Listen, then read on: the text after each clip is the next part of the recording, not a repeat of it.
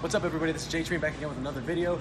Here to give you a video on supermarket food. Again, I recently did a video, not very recently, but I did a video on peanut butter, which you all seem to like, so I thought that what I would do is I would also, maybe every so often, post a video on foods as well. Now another one of my favorite bodybuilding foods that you can get, and the reason why we're kind of in the dairy-esque section right now, is because I want to tell you about cottage cheese. So, at everyone's local supermarket, I mean, they have cottage cheese somewhere.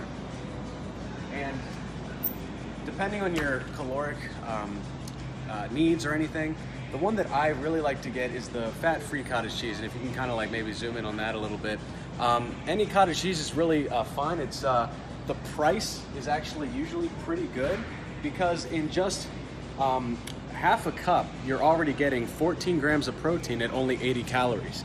You just take a look at that right there. Now, not everybody enjoys the taste of cottage cheese. I've kind of found that like people either love it or they hate it.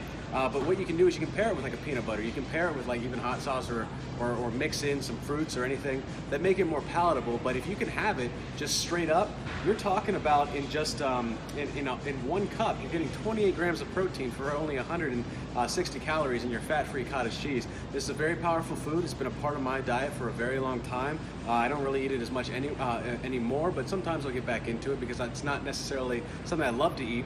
I love putting peanut butter into it, and that'll of course bring the calories up. But if you're looking for a food that is fairly cheap, gives you a lot of protein, and also meets caloric needs, think about getting a cottage cheese at your local supermarket. Pretty much every supermarket stocks it. I can't think of one that doesn't. All right, guys, that's it's been another food video. Let me know if you have any other questions on foods that you'd like me to do a video on. Until next time, I'll see you. Peace.